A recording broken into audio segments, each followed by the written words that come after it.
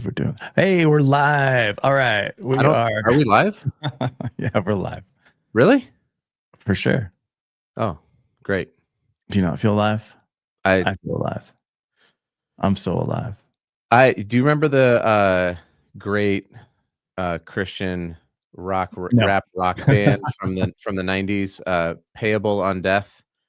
No. POD. They had some hit songs. I feel so alive for the very first time. You don't remember that song? You lost me at Christian. All right, shots fired. All right, man. So what do we got today? We are going into. We're not doing the mail grab bag, but no, we're asking you to ask us questions about packaging, and we're going to bring them on live and answer them for you. So today we're going to get into a question.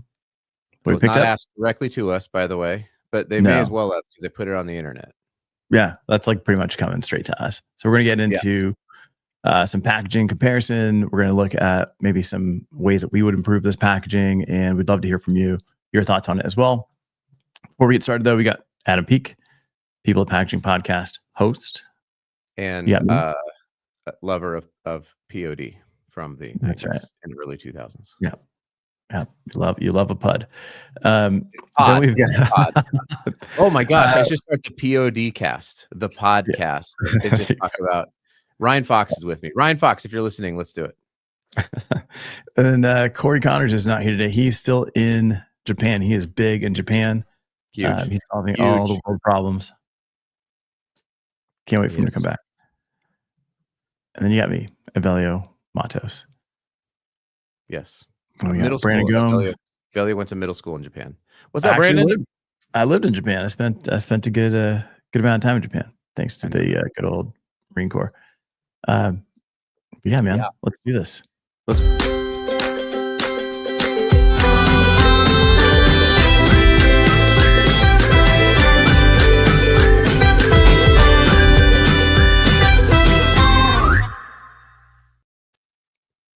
All right. So somebody needs help with packaging. First question is, they need help with packaging ideas. They think their designs look great when they're combined together. But at Walmart, they only carry one product. And it blends in with the background. And everybody else competes a lot better. So they don't want to share their ideas, but they want to know how they could make their packaging better. And in this case, what stands out to you? What product stands out to you? Well, first of all, I didn't know who was asking the question, and so I had to zoom in a couple times because I was like, I feel like they're all this. I don't even. They feel all the same to me. Mm-hmm. It feels like one brand. It's not, though. There's multiple brands on there. Correct. Yep. So the question's coming from Reflow. And this is them on another shelf with 4 different colors. But at Walmart, they've only got one. And this is what that disaster of an aisle looks like. Yeah. So what stands out to you? Whoa. Okay, so I try to start this with not every company can do this, but you can actually get data on this. I was talking to some folks at Clemson. They will set up a mock shelf. They'll go get all the products. They'll set it all up. They'll bring people in.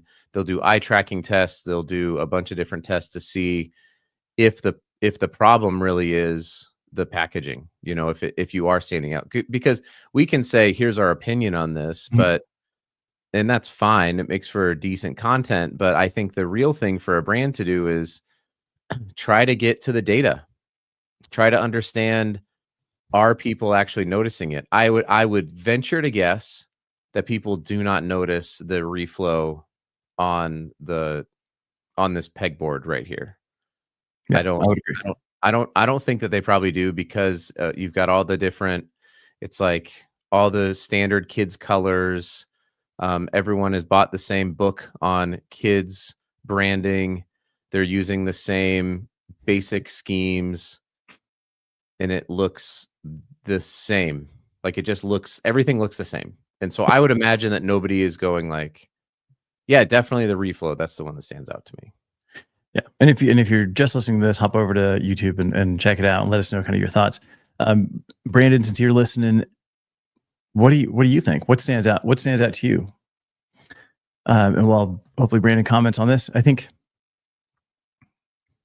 doing the study at Clemson, doing eye tracking, I think that's all well and good.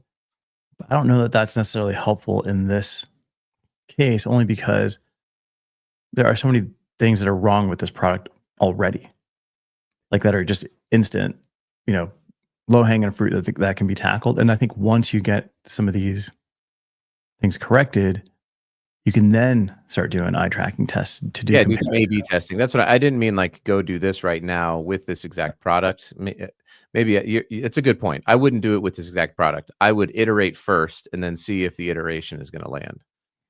Yeah, and then there's even some online stuff that you can do. There's a company called Design Analytics. They'll take the art, they'll take your packaging comparison. They'll create a mock digital thing. They'll run it through with a couple hundred people. They also use AI for this, and kind of showcases like some of the different things. Michael Ernest is doing all black label. It'll stick out in this group. Yeah, I don't know about black and babies, right? Like in terms of like the packaging. If we go like too black and then you've got like silver or gold that you can add to it, might feel a little premium, but definitely it would stand out if that's the goal, is to get this thing to stand out. I would say immediately for me, it's what is the product? Yeah, I have no idea. Right. Everything else in this particular aisle, you can see the product. Mm-hmm. Right? I can see the bowls. They're in a clamshell. I can see that nuck thing that's hanging down over here. Yeah, there's cups. Billboard, everything's like visible. Right. And this is just looks like a box. Yeah, it looks like a filter for my fridge. It does. It's not. There's nothing like, oh my god, this is for my baby, other than it's pink and it looks it's in the baby aisle, right? So yeah. Now I'd imagine if you're a reflow person, if that's what you always buy and you're there, then it would be recognizable. So you can't stray so far from the other picture where people might know you from Target or something like that. Yeah.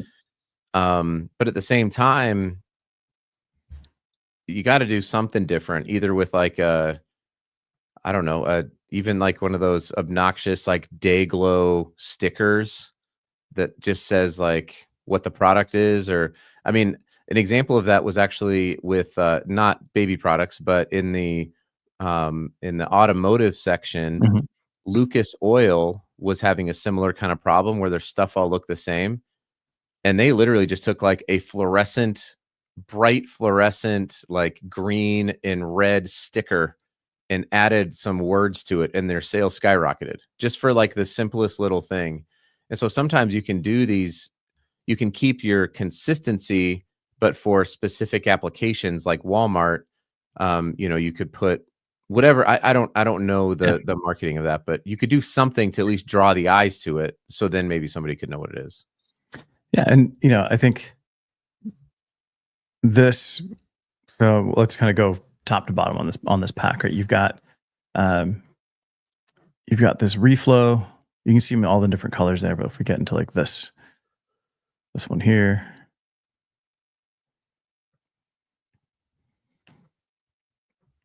right? Oh, so reflow, it's up. It's like we're already like 5 minutes into this thing, and you're just realizing it's a cup. That's the problem. And then the picture is like a cup that's spilling. So is it a no spill cup? It can't be because they're spilling. You don't really know what the product is. Immediately, I know next to it's a silicone bowl with a lid. Dude, I know exactly what I'm buying. Over here, this thing, I can see the picture. I know I can see the product. I know what it is. This one, it's a smart cup. What the hell is a smart cup? Does it have NFC in it? Like, right. Is it? It does. I don't. That's yeah. And reflow, that doesn't help me either. right? It's easy to use, but easy to use how? It's a cup. How hard could it be? Is it an I cup? ICUP. Right. So there's a lot of Apple stuff. I cup. Get it? Get it? Get it? Terrible. Okay. Yeah, Right. I agree. It's the graphics are a bit of a mess. The I still is it a cup like is it a foldable cup? Is it just that tiny little cup that's up at the top? Is it like a communion cup? Is it a shot glass? Yeah. So this whole thing is full with one giant cup. But if we look at all right, so from a branding perspective, you got a giant logo, takes up a third of the pack. If we look at Nook, a brand that's familiar, Parents' Choice, another brand that's familiar to people, the logos are small because they're not selling this brand. They're selling the product, right? This is a brand nobody knows, at least in comparison, and they're leading with logo. So I'd make that smaller. All of this stuff they got up here, flow control. I don't know what that means. 360 drinking, because you can drink anytime, all the time. It's like 24/7. That's also what a cup is. You can drink from all sides. Yeah, it's an open rim training cup. I don't necessarily know what that means. Maybe it's like you don't have to have a straw or something. I don't know. But yeah, like what is the benefit? And I think this goes for all packaging, right? If you're designing any kind of packaging for yourself, for your brand, for a client, what's the benefit to me? If I'm the consumer, why do I want it?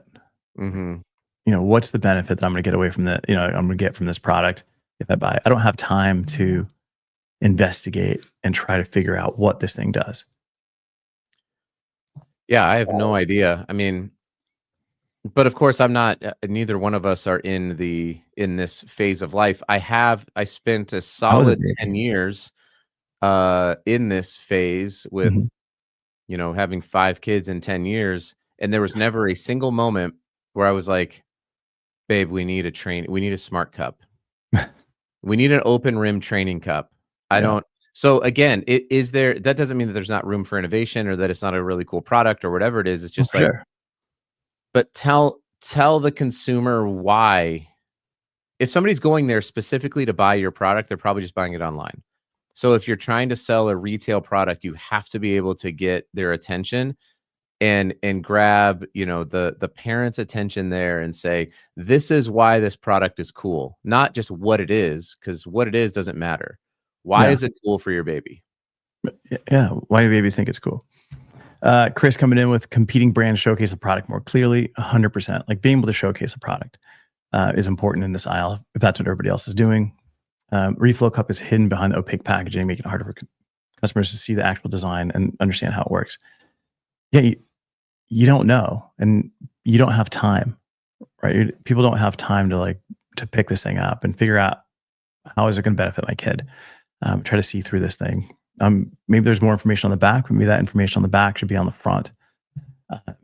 Yeah, and in this aisle specifically, there is a ton of plastic.